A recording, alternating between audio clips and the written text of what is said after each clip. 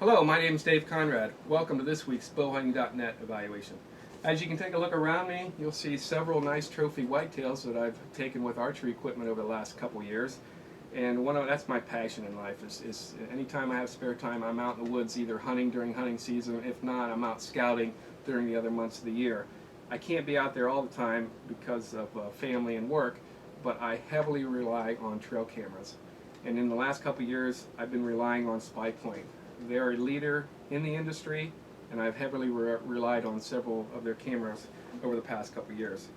For 2012, I'm evaluating their BF7. In the name itself, the BF stands for Black Flash.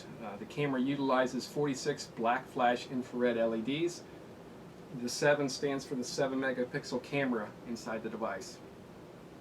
The camera will take nighttime as well as daytime video, as well as pictures. During the daytime, you're going to get those crisp, clean color pictures, but at night, the camera will give you those black and white pictures. Now, what's nice about the unit is SpyPoint utilizes what they call their 5-zone detection. As an animal moves in from left to right, it enters one of the zones. What that will do is wake up the camera. Okay, the camera is, in a sleep mode because it's going to conserve those batteries for you. So when the animal does approach this outside zones, it wakes up the camera. So as that animal comes into the middle zones, that's when the camera snaps.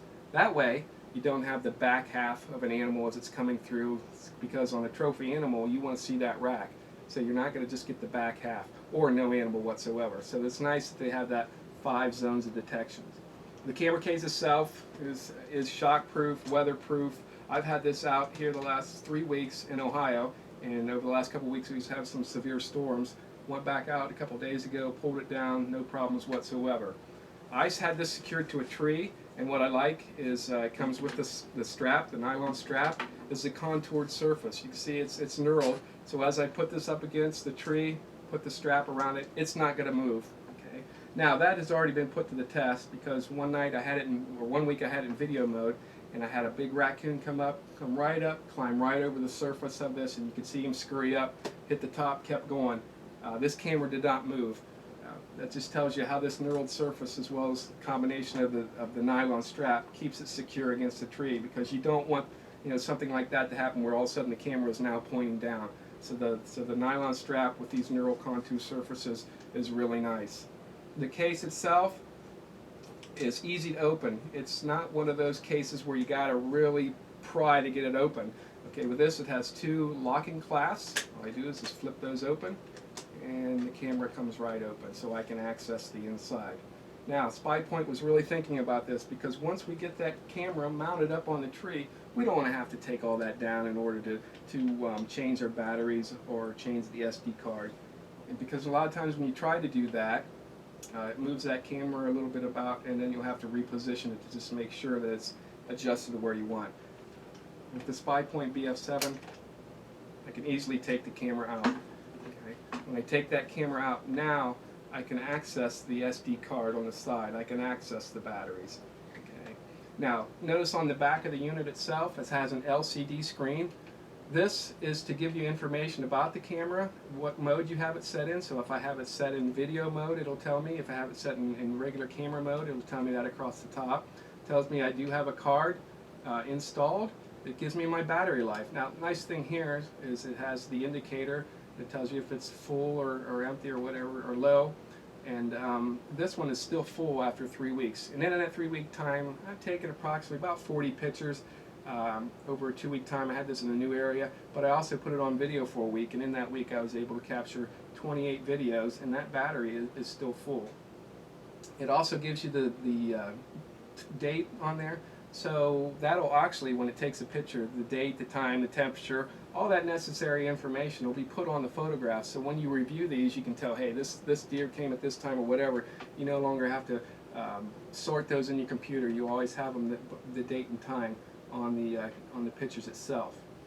Below the LCD screen, we have 3 selectable switches, and that's how we set our settings on the camera. The first one is mode. Remember, you can use this in photo as well as video mode, so you have a choice for photo, video. Now, when we set the camera up and test it, it has a test mode. So when we put the camera on the tree, there's a light, that indicator that comes a red light, so when you come back and forth in front of it, that'll show you where your detection zone is, so that you know that you have it positioned correctly on that trail or over a feeder or wherever. The final selection down here is view. The nice thing about this camera is I can take it and connect it with the supplied cable. SpyPoint does give you the video cable. I can put it in the TV out port up here. That way I can watch directly on my TV. So that's what I went for the view indicator down here on this selection knob. The middle selection indicator or knob here, that gives me the delay between pictures, so I can have 1 minute, 3 minute, 5 minute, or 15 minutes. So there's 4 selections there. The last selection knob on the right hand side. Now this has 2 purposes. If it's in video mode, it'll give you the option of selecting a 10, 30, 60, or 90-second video. If it's in photo mode, it'll allow you to take up to 4 pictures when the camera senses movement. And that's nice, because when I had it in video mode, I had it set at 30 seconds, and that was nice, because one animal would go by, you know, in 30 seconds you can get a lot of different action taking place. So I prefer the 30 second, but like I said, it has longer than that, 60 and 30, as well as just 10 seconds. Now, if you're in the camera mode, this will give you up to 4 shots per sensing of movement or activation. So I like to set this about 2 or 3, so that way it takes a picture. If anything would come in right after that, it would show me that. So it gives me a sequence of pictures. And it was kind of neat last week, because I had a coyote come in. He came in and I had 4 different pictures of him. I also had deer, young fawns come in, so it would show me the mother, and then the little ones would come by, different pictures. Same thing, raccoons. So that's a nice feature with this camera. It gives you up to 4 pictures per activation. Below here we do have our menu selections, so if we want to set the date and time, these buttons here are how we do that. 2 things I want to talk about. Now, you notice the camera does not have a display for viewing back the pictures. This one does not. We have to either take the SD card out or utilize that TV video out, or there is a USB card or cable supplied with the device and a port here.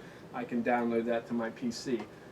So once again, it does not have that video screen, so we can review right on the camera. The other thing, it has no internal memory, but it will take up to a 32 gigabyte card. So that's nice, because with a 32 gigabyte card, 7 megapixel cameras, I think figuring out you can take well over 30,000 pictures. So no problems there. Personally, my preference is a 4 to 8. I have a lot of 48 gig, and I get thousands of pictures on that. So, but it's nice to know for video, you know, you can take up to 8 hours of video in VGA mode on the device. So that makes it nice with a 32 gig card. As far as powering the device, I just have 6 AA alkaline batteries in here, and like I said, I've had this out for 3 weeks. It's still full charge, and I've taken you know, quite a few pictures as well as videos with that. But there is an option on the device underneath 2 of the batteries here. I have a selectable switch, rechargeable or alkaline. Right now it's on alkaline because I am using AA alkaline. The rechargeable, if I slip it up to rechargeable, don't be confused. That doesn't mean you can use AA rechargeables. AA rechargeables only give you like 1.2 volts per battery, whereas an alkaline will give you 1.5. So if you do the math, the 1.2 is not going to give you the optimal charge to run the camera. The rechargeable is an optional lithium battery that you can get from SpyPoint. So if we put that in there, you put it on rechargeable. That way we can utilize and get longer battery life with that rechargeable in the device, as well as some other options I'm going to tell you about here later once we have a lithium rechargeable in there. Once again, that is an option from SpyPoint. So let me just put those batteries back in here, slide the cover back on. Let's talk about the ports on the side. We already talked about the TV out, the USB, the SD card. There's one more adjustment on the side. It's called distance. Now this will take from 5 feet out to 30 feet, or excuse me, 50 feet. So depending on the sensitivity you want, you adjust this rotating dial knob up and down. Now I usually have my cameras anywhere from 30, 35, 40 feet away from where I want to capture the activity. So I have this just a little bit past midway, and that usually I've had no problems getting out to 40 feet. The nice thing with the black LEDs on the device, it'll give you clearly out to, I've had, basically 40, 45 feet is the farthest I've had pictures taken at the edge of the woods when I put this up next to it. No problem getting pictures that far away. Couple other features about the device. We talked about those internal rechargeable batteries. On the bottom, there's the port on the left-hand side. This is where we can plug in a 12-volt battery. So if we want that extended battery life, we can plug in a 12-volt battery. If we want to charge that rechargeable inside, there's another port on the opposite side, on the right-hand side. That's a 12-volt solar panel. So we can hook that solar panel in, and both those accessories are available from SpyPoint. There's one more little grommet here in the middle, and that's a microphone. So if I have this on video, I can just take out that rubber grommet that attaches to the device so I won't lose it. Take out that rubber grommet, and now I can record sound when I'm taking my video. What's nice about that, and I'm looking forward to this, is that late October, first part of November, when we're getting into those pre-rut and rut. Hopefully I'll get some video of a buck coming by, and if he'll be grunting, I'll be able to capture that. So really nice feature there. Also, there's a tripod port. There's some accessories out there. Many manufacturers make it a tripod port adapter, so you can actually put this on a drafter, screw it into the tree. SpyPoint makes one of those. Very nice adjustable unit. Screw it into the tree or post, and you can put this mounted any way that you'd like. A couple other things about the case. Notice there's a couple places where I can put a cable lock through this. So once I have it secured to the tree, I can wrap that cable around. What I've done is wrap the cable around and then wrap it up through this third place where the cable comes out through a cable lock, and just lock it there. So it's real secure now on the tree. So once again, this is the SpyPoint BF7. The BF stands for Black Flash. The 7 stands for 7 megapixels. The format that you'll find on the SD card when you pull it out, pictures are in JPEG, so that's a standard format out there for pictures. Video, on the other hand, is AVI. Now that's a standard as well, so if you have a Windows or a Mac operating system, you shouldn't have any problem, because I've tried with both. I do have both in my house and had no problem playing back pictures or video, as well as seeing pictures in both those modes.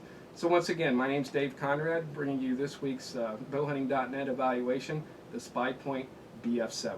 Thank you so much, and if you have any questions, please visit SpyPoint at their website or call them. Thank you so much for your time. Once again, this is Dave Conrad, bringing you another evaluation for bowhunting.net.